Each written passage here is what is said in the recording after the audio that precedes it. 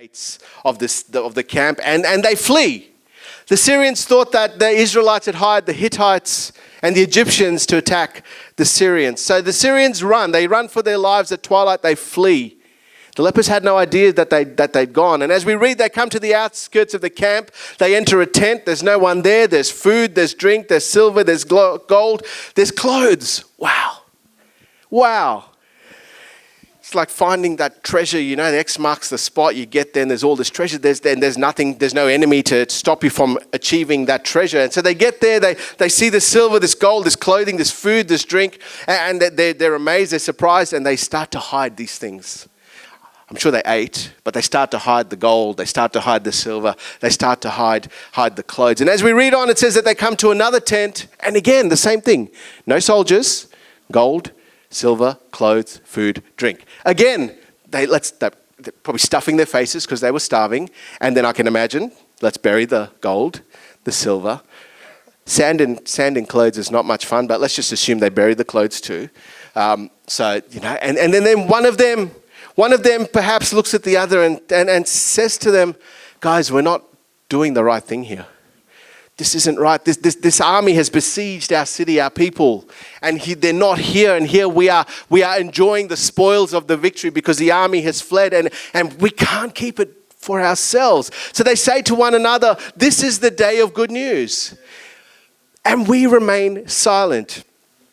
And here's the statement that I love. If we wait until morning light, some punishment will come upon us. If we wait for tomorrow, something may go wrong. If we wait for tomorrow, there could be harm coming our way. If we wait for tomorrow, we may not get to deliver this message. So they're saying, we can't wait till tomorrow because something bad will happen to us. Come on, let's go to the king and to his household right now. They had good news. And they couldn't stay silent. They couldn't wait any longer. They had to deliver the good news to the king. In Bible times, it wasn't safe to travel at nighttime. At night, thieves could lurk in the shadows. At night, you had the risk of being attacked by wild animals. Lions, leopards, and bears are just some of the animals that were in the land of Palestine. So this journey at night was dangerous, but they had good news. And they couldn't wait for the next day. Their journey was dangerous, fraught with all manner of things, but they couldn't wait. They had a message to deliver, and they couldn't wait until morning to deliver it. There's power in today. There's danger in tomorrow. The power of today is an immediate thing. So the lepers go to get to the king's message. The Syrians have fled. The king thinks it's a trap. The Syrians have sent 4 lepers to us to tell them they've gone. They're going to be hiding in the hills, and then they're going to ambush us as we come to this camp. So the king, and here's the problem, right? Israel, they were down to 5 horses. That's all they had left in their army. If you read on in 2 Kings 7, 5 horses and 2 chariots. Right? They dressed the 5 horses. They put them to the 2 chariots, and off they go. And as they approach this camp, all they see on this road is clothes, gold, silver, just lying everywhere, weapons, donkeys tied to things. There's no army. They have all gone. So the Bible says that they plundered the tents of the Syrians, and Elisha's prophecy comes to pass. Prices went down. Fine flour was sold for a shekel, not a lot of money. And 2 shades of barley were sold for a shekel, according to the word of the Lord. And here's the thing, the servant that doubted the word of the Lord from the prophet was trampled in the rush to go to the camp to get the spoils. He doubted and he died. But you see, there's power in today. I don't want you to talk about that. That might be a whole other sermon for next week. But there's power in today. Power lies in today, not in tomorrow. The lepers were rejected, ostracized, removed from society, but they had good news. The enemy had fled. The spoils of war were in the tents, and the lepers, they're starting to hide the gold and the silver, and they realize it's not good what we're doing. And so they made a decision on that day to do something about it. On that day. There's power in today. Because today is the only day we are promised. We're not promised tomorrow. Today is what we are promised. And that's why we can read things like this in Psalms 118:24. It says that this is the day that the Lord has made. We will rejoice and be glad in it. Now we take that to mean Sunday, but it's the day that you wake up. It's the today. Today is the day that the Lord has made.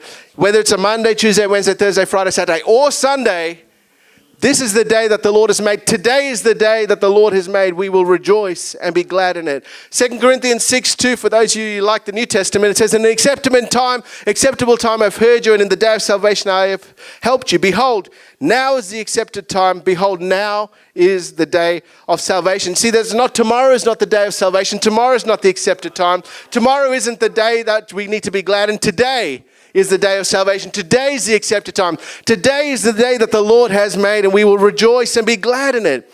Now, here's the problem with tomorrow. Tomorrow is without a doubt the most common reason people put off doing anything. I'll do it tomorrow. I've done it. Who's done it? Let's be honest. Come on. Thank you very much for your honesty. Why do today what you can do tomorrow? You know, I told you I dreamed this sermon. I dreamt that I was at church. It was two country and western singers singing. And the song doesn't exist. Maybe it was a song, but it's become a sermon, right? And the song was literally, why do tomorrow what you must do today? And that went through my head for 12 hours while I was trying to sleep. I haven't seen the church yet. I haven't been to the building. I haven't seen two country western singers, one on a guitar and one with a cowboy hat on, singing this song. God speaks in many, many ways, right? But this is where I was at. Had this dream in my head. You know, why do tomorrow what you must do today? Because tomorrow is dangerous. There is no power in tomorrow. Today is the day of power. And you read this over and over again in the Bible about people that grasped and took us a hold of today. In Acts 21, we read of the arrest of the Apostle Paul. People stir up the crowd against Paul, and they throw out false accusations against them. And this is where we read this in Acts 21, crying out, men of Israel, help. This is the man, Paul, who teaches all men everywhere against the people, the law, and this place. And furthermore, he has brought Greeks into the temple, and he has defiled the holy place, for they had previously seen Trophimus, the Ephesian, with him in the city, so whom they supposed Paul had brought into the temple. So a false accusation. They'd seen Paul hanging around with this guy from Ephesus, by the name of Trophimus, and they assumed that Paul had taken him to the temple, therefore defiling the temple. Whether it was a false accusation or not, Paul was talking to Greeks. The gospel is for everyone. Yeah, put that out there too. So they take Paul and throw him out of the temple, and they shut the doors behind him. They're intent on killing him. But news comes to the chief captain of the soldiers who are in Jerusalem that there's a bit of an uproar in the city. There's a bit of a riot going on in the city. So the captain and his soldiers run to see what's going on. And as the crowd sees the army coming, they disperse. You know, when the authorities come, most people run, especially the ones that are guilty. They run. So the crowd disperse, and as the crowd disperses, they see Paul lying on the ground. He's been beaten. He's probably bleeding. He's bruised. He's laying there on the ground. Possibly blood flowing from his head, bruises staining, probably scratches all over his body. Anyway, the army put Paul in chains, 2 lots of chains, and take him away. And he starts to tell them what's going on, his story, his testimony. And he's moved from council to council, place to place. And he comes to a point where he's no longer safe in Jerusalem. So the commander orders that Paul is to be transported to Caesarea to appear before the governor. The governor's name was Felix. And in Caesarea, when he gets there, Paul is placed into protective custody while they await the arrival of his accusers. Eventually, he is charged with being a pest and stirring up sedition. That's all they could charge him with, being a pest and stirring up sedition. Now, sedition is like treason. It's a serious charge. They were accusing Paul of threatening the stability of the Roman Empire. That's what he was charged with. The charges are read. Paul gives his response. He preaches, which is what all good missionaries should do at all times. And then we see Felix is there. And he hears what Paul is saying. And he knows a bit about the way. He has an accurate knowledge, the Bible says, of the way. The way is just what they call the Christians. Those that follow the way, the truth, the life. And he adjourns the proceedings and says, when Lysias, the commander, comes down, I will make a decision on your case. So he's heard the story, he's heard the case. Felix says, I will hear your case, I'll give you a decision when the commander comes. So he commands, verse 23, Felix commanded the centurion to keep Paul, to let him have liberty, and told him not to forbid any of his friends to provide for a visit to him. He's got some pretty good freedoms for someone being imprisoned. So after some time, we read on, and Felix and his wife summoned Paul after a few days. And Felix comes with his wife Drusilla, who is Jewish. And they send for Paul to hear him concerning the faith in Christ. They want to know more about this. We know Felix is really well versed in the way. So him and his wife now have called Paul because they have some questions about Paul. And as a great preacher, he starts telling them about the way, right? And here's the bit that's really sad. He's preaching to them. He's talking to them. And we read this in verse 25. And now as he reasoned about righteousness, self-control, and the judgment to come, Felix was afraid and answered, "Go away for now. When I have a convenient time, I will call for you." The danger of tomorrow. The danger of tomorrow. Paul has preached. There was some belief, there was some knowledge, head knowledge at least, of the way with Felix and Drusilla. And then here Paul has preached it out, and we read here that Felix is having a response. He's trembling, he's afraid. And instead of responding to that tugging of the Lord, instead of responding to that conviction he's feeling, he tells Paul, "Come tomorrow. Come another time. Today's not convenient for me." What could be more convenient than life or death? What could be more convenient than starting a relationship with the way, the truth, and the life? What could be more convenient than that? What could be more important than that? But he tells Paul, just go. I'll see you another time. It's not convenient for me today. And here's the danger with tomorrow. Paul is with Felix and Drusilla in Caesarea for a 2-year period. And not once do we read that Felix comes back to inquire more of the way. With Felix, it was always tomorrow. It was always tomorrow. But then all of a sudden he runs out of tomorrow because Paul is asked to come and he's sent away somewhere else and he's lost his opportunities. He ran out of tomorrows, and it's a lesson for all of us. We can procrastinate about many things. Doing a job, finishing a job, cleaning our room, finishing a project, making a phone call, sending an email. We can procrastinate about all of those things. But we must never say tomorrow when God says today. We must never say another time, today is not convenient for me, when God says today is the day of salvation. We must never say, well, I'll just try it next week, when today he's calling you. And when he said already today he's coming back for his church. And you say, well, Ned, I'll get myself ready next week. But what if he comes in the middle? Because today is the day of salvation. Luke 12:13. This man comes to Jesus and asks him a question. "Master, tell my brother to divide the inheritance with me." They've obviously got an inheritance coming, and one of the brothers appears to not want to divide it with the other. And so, "Master, tell my brother to please divide this inheritance with me." And Jesus, straight shooter, "Who made me a judge or an arbiter over you?" And then when he asks the question, he goes on to tell a parable. And it says, and he spoke a parable to them, saying, "The ground of a certain rich man yielded plentifully.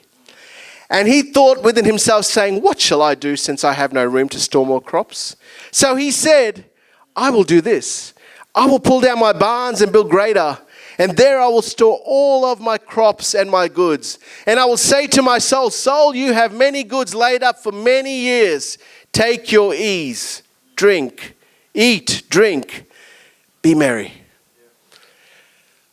It's all planned out. I've got it all worked out. I'm sorted for the next however many years. I've worked really hard and I've got everything I need. We don't need anything else. But the problem with this parable and the man in this parable is that he paid no heed to the danger of tomorrow. The night passed and the tomorrow dawned. And in the parable we read this, God says to him, "Fool, this night, tonight, your soul will be required of you. Then whose will those things be which you have provided? So is he who lays up treasure for himself and is not rich toward God." This is the problem with tomorrow. Now, please don't get me wrong. I'm not saying that we aren't to plan look after our families, look after ourselves, plan for tomorrow, have a bit of money left aside in case of emergency. I'm not saying that. But when we lose our focus, when it's all about those things, when it's all about the stuff we need for tomorrow to get us by, and we lose our focus on God, that's where the danger lies. When we say, well, I'm going to do this, that, and the other, like this man in this parable, destroys his barns, build bigger ones. Now he's got all of these crops, all of this grain. He's good for the next little while. And here Jesus in the story says, but tonight's the night. Tonight, your soul's going to be required, because it's all about today. It's all about today. It's not about tomorrow. Proverbs 27:1 says, do not boast about tomorrow, for you do not know what a day may bring forth. It's all about today. You see, the 4 lepers had it right. Why wait till tomorrow? What we're doing is not right. We have good news. Let's go now. If we wait till the morning, something evil may happen to us. If we procrastinate, if we hang back, if we enjoy the spoils, enjoy all of this great stuff that God has provided, and tell everyone else about it tomorrow, we might not have tomorrow. But here's the thing, there is power in today, because today is the day of salvation. Today is the day where the healer is here. Today is the day where the deliverer is here. Today is the day where the strong tower and the mighty God, the Prince of Peace, is here. Today, the one that meets the needs are here in this house. Whatever you need, today is the day. There's power in today, but there is danger in tomorrow. Joshua 24:15, we read this, and if it seems evil to you to serve the Lord, choose for yourselves this day, today, whom you will serve. Whether the gods of your fathers, whether they were on the other side of the river, the gods of the Amorites, in whose land you dwell. But as for me and my house, we will serve the Lord. Today is the day of decisions. Today is the day you need to make a choice. You've been putting things off for far too long. Today is the day of salvation. This is the day. This is the appointed time. Tomorrow is dangerous. What will you do with today? Sister Fiona, if you come, please. If we can sing that song, Why Do Tomorrow What You Must Do Today, please. I didn't write the music down. Let's stand this morning. The Lord speaks to the prophet Elijah. Arise and go to Zarephath. Dwell there for a period of time. I have commanded a widow to provide for you. So obedient Elijah, it's always good to be obedient to the words of God, leaves for Zarephath. He walks there. And as he comes to the city gates, he sees a woman gathering sticks. Just a few sticks. He soon realizes that this is that widow that God had spoken to him about. She was going to provide for him. Other side of the story, the Bible doesn't tell us about. There's a widow living in Zarephath. Her husband had just died. She's got no money. She's got no means to support herself. She has a child. She has a son. She's got no money. She's got no way. The breadwinner had died. She opens up her container of flour. There's a little bit of flour left. So she goes to find some sticks because she's going to make some bread. So that's the other side of the story that perhaps the Bible doesn't tell us about, but we can assume this because we read a bit about her. Anyway, as this happens, Elijah comes to the city. Elijah comes to the city and she's collecting sticks by the gate. And he says, can I please have some water? Just a little bit of water to drink. And she's like, yep, no worries. As she sets off, he also says, can you just bring me a morsel, a handful of bread? Just a little bit of bread. Now she's there collecting some sticks. Maybe you can assume she's going to light a fire to cook something. And she says this to Elijah, as the Lord your God lives, I do not have bread, only a handful of flour in a bin. And see, I'm gathering a couple of sticks that I may go in and prepare it for myself and my son, that we may eat it and die. I've got a handful of flour. I've collected some sticks. We're going to eat our last meal and then we will die. I've got no future. My tomorrow I look into my tomorrow and all I see is death. For not just me, but also my son. No future. There was no provision or way of providing for her and her son. Just a little bit of flour left. Elijah, we're going to make a small loaf of bread. We're going to eat it and die. You see, for this woman, this widow woman and her son, tomorrow was going to bring death to their household. Elijah speaks, don't be scared. Go and do as you have planned, but make me a small cake first and bring it to me. And then afterwards, make a cake for yourself and your son.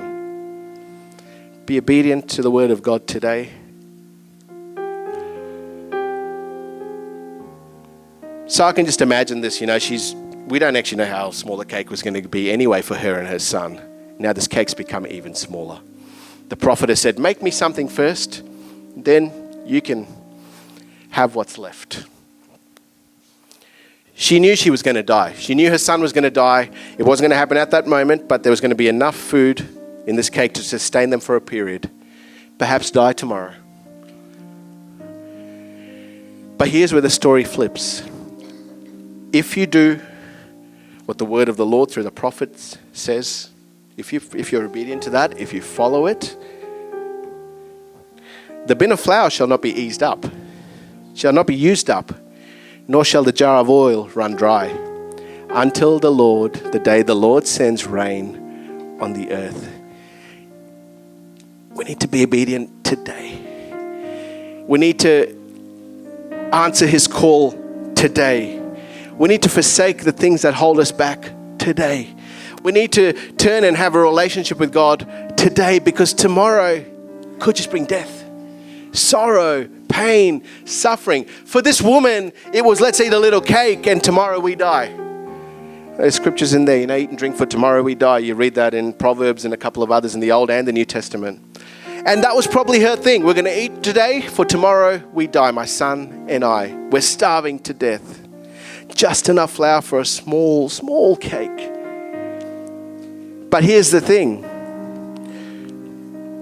You're obedient to God today, your tomorrows will be sorted out. She goes, she makes a cake, brings it to the prophet, and we read that her flour never ran out, her oil never ran out, till there was rain on the land. So she went away and did according to the word of Elijah. And she said, and she and he and her household ate for many days. The bin of flour was not used up, nor did the jar of oil run dry, according to the word of the Lord which he spoke by Elijah. I wonder what would happen in our lives. I wonder what would happen in our church if we embraced the power of today. If we embraced the power of this day, the day of salvation, the day of healing, the day of victory, the day of freedom. I wonder what would happen if we said, I'm done. Tomorrow is going to be a mess, but today is the day that I'm in the presence of the Lord. Today is the day that I can come to him in obedience and say, God, your word says to give me my burdens. I'm going to be obedient to that today, because I can't carry these burdens for another day. I can't carry these things for another day. I can't. But you see, today is the day. Today is the day. There's danger in tomorrow. Today has power. So what will you do with today? What will you do with this day the Lord has given you? What will you do? It's a decision to be made. Will we keep carrying, or will we let go? Will we walk in sin, or will we walk away from sin? Will we be obedient to God, or will we say, today's not convenient? Today's not convenient. If today's not convenient, no day will be. Look at Felix. Paul was there for 2 years. It was never convenient. If today's not convenient, tomorrow's certainly not going to be convenient. Today is the day. Because there's danger in tomorrow. I want to encourage you this morning, if you're needing to make and wanting to make a decision and you're putting it off, if God has made you a promise, step into that. Don't say, well, God, you've promised you'll do this for me. You've promised you'll be there, but I'm just going to wait till I have it all sorted out in my head. Our heads just make mistakes of things and just, we have this gift of the spirit of jumping to conclusions when our heads get involved. But if God has spoken, we just need to be obedient, because there's power when we're obedient. There's power in today. And hopefully with the examples that we've read in the Word, don't put off to tomorrow what you must do today, because tomorrow is not promised. Whatever your need is, whatever you're carrying, whatever God is speaking to you, I want to encourage you, let's just spend some time in prayer. If it's up here, if it's at your seat, let's just make this whole building a bit of an altar this morning. Because today is the day that the Lord has made. Today is the day of salvation. We don't know what tomorrow may hold. We don't know what may happen when we wake up on Monday morning. Today, it's all about today. That old Latin saying, it's not Bible, carpe diem, seize the day. This is the day you need to seize.